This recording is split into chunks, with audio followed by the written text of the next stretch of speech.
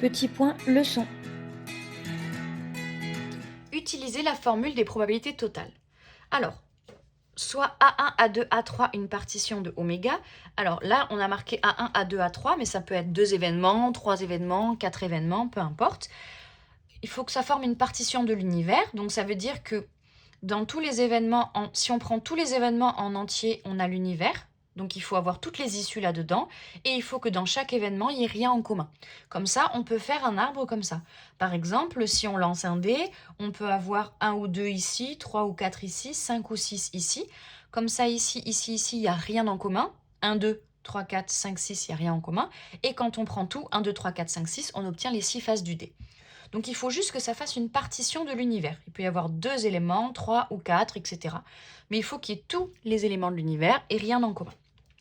Donc une fois qu'on a une partition de l'univers et B un élément quelconque, alors pour calculer la probabilité de B, eh bien on fait P de A1 inter B plus P de A2 inter B plus P de A3 inter B. Concrètement, qu'est-ce que ça veut dire? Ça veut dire que quand on a un arbre comme ça, on a toujours le premier niveau ici et ici le deuxième niveau. Pour calculer les probabilités du premier niveau, on a juste à lire ici. Ici, c'est P de A1. Ici, c'est P de A2. Et ici, c'est P de A3. Donc, pour lire la probabilité des événements qui sont situés au premier niveau, on a juste à lire la branche. Ici, c'est P de A1, P de A2, P de A3.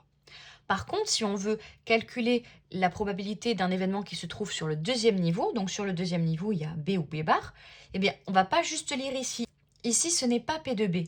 Ici, c'est P de B sachant A1, puisqu'on est déjà ici, on sait que A1 s'est produit. Ici, ce n'est pas P de B, c'est P de B sachant A2. Ici, ce n'est pas non plus P de B, c'est P de B sachant A3. Donc, quand on veut calculer la probabilité d'un événement du premier niveau, on a juste à lire la branche. Quand on veut calculer la probabilité d'un événement du deuxième niveau, comme B ou comme B bar, en fait, on fait la somme de tous les chemins qui vont jusqu'à B. Donc, le premier chemin qui va jusqu'à B, c'est celui-là. Donc, c'est la probabilité de A1 inter B. Plus, on fait un autre chemin qui va jusqu'à B. Ici, celui-là, il va jusqu'à B. Donc, P de A2 inter B. Et enfin, le dernier chemin qui va jusqu'à B, il est ici. Donc, c'est P de A3 inter B. Donc, si on avait A, B, CD, CD, P de A, qu'est-ce que c'est? On a juste à le lire ici. P de B, qu'est-ce que c'est? On a juste à le lire ici. Par contre, P de C et P de D sont tous les deux sur le deuxième niveau. Donc, P de C, c'est la somme de tous les chemins qui vont jusqu'à C. Donc, le premier chemin qui va jusqu'à C, c'est celui-là. Donc, ça fait P de A inter C. Plus le deuxième chemin qui va jusqu'à C, il est ici. P de B inter C. Voilà comment on calculerait P de C. Pareil pour P de D. Comme D est au deuxième niveau, on fait la somme de tous les chemins qui vont jusqu'à D. Donc le premier chemin qui va jusqu'à D, il est ici. Ça nous donne P de A inter D, plus le deuxième chemin qui va jusqu'à D, il est ici. Et ça nous donne P de B inter D. Donc voilà ce que c'est la formule des probabilités totales. Ça nous dit que quand on a un événement au deuxième niveau de l'arbre, pour calculer sa probabilité, on ajoute tous les chemins qui vont jusqu'à cet événement. Donc là, il y a 2 chemins, ici il y avait 3 chemins, etc.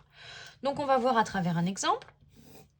Un exploitant décide d'abattre des arbres dans une forêt. C'est le même exemple que la vidéo pour comment calculer une probabilité conditionnelle. Donc les arbres abattus seront mis à disposition des habitants ou des entreprises. Parmi les arbres abattus, 30% sont des chênes, 50% sont des sapins et le reste sont des pins. 45,9% des chênes et 80% des sapins abattus sont réservés aux habitants. Les 3/4 des pins sont réservés aux entreprises. Parmi les arbres abattus, on en choisit un au hasard. Voici les événements. C, l'arbre abattu est un chêne. S, l'arbre abattu est un sapin. P, l'arbre abattu est un pin. E, l'arbre abattu est réservé aux entreprises. Donc E bar, ça veut dire que l'arbre abattu est réservé aux habitants. Puisqu'on nous dit dans l'exercice que c'est soit les habitants, soit les entreprises, on a E, entreprise, et le contraire de E, E bar, habitant. Donc, représenter les données sur un arbre de probabilité. Donc, au départ, un arbre, on peut avoir un chêne, un sapin ou un pin. Et ensuite, chaque arbre peut être soit donné aux entreprises, soit aux habitants de la commune. Donc, E et E bar. La probabilité que ça soit un chêne, c'est marqué 30%, donc 0,3. La probabilité que ça soit un sapin, 0,5. Ici, il nous reste du coup 0,2. 30% de chêne, 50% de sapin, il reste 20% de pin. Ensuite, ici, on nous dit 45,9% des chênes abattus sont réservés aux habitants. Donc, ça nous donne ici 0,459. Et quand on fait 1 moins 0,459, on trouve 0,541. Ensuite, on nous dit 80% des sapins abattus sont réservés aux habitants. Donc là, on a les sapins. Réservés aux habitants, c'est ici, donc 0,8. Donc forcément, ça nous donne 0,2 ici. Et enfin, les 3/4 des pins sont réservés aux entreprises. Donc ici, les entreprises ici, par rapport au pain. Donc 0,75 qui nous donne 0,25. Deuxième question. Calculer la probabilité que l'arbre abattu soit réservé aux habitants. Donc la probabilité que l'arbre abattu soit réservé aux habitants, c'est P de E bar. On remarque sur l'arbre qu'au premier niveau, on a les événements C, S et P. Donc P de C, c'est 0,3, P de S, c'est 0,5, P de P, c'est 0,2. Au deuxième niveau, on a les événements E et E bar. Donc, comme c'est au deuxième niveau, on va utiliser la formule des probabilités totales, c'est-à-dire qu'on va prendre la somme de tous les chemins qui vont jusqu'à E bar. Le premier chemin qui va jusqu'à E bar, c'est celui-là. Donc, c'est P de C inter E bar. P de C inter E bar, plus le deuxième chemin qui va jusqu'à E bar, c'est celui-là. P de S inter E bar, ici. Plus le dernier chemin qui va jusqu'à E bar, c'est celui-là. P de P inter E bar. Donc ça, c'est la formule des probabilités totales. On fait la somme de tous les chemins qui vont jusqu'à E bar, parce que E bar est situé au deuxième niveau de l'arbre. Donc le premier chemin, P de C inter E bar, il est ici. Donc c'est 0,3 fois 0,459. Plus le deuxième chemin, P de S inter E bar, 0,5 fois 0,8. Plus le dernier chemin, P de P inter E bar, 0,2 fois 0,25. Et ça nous donne 0,5877.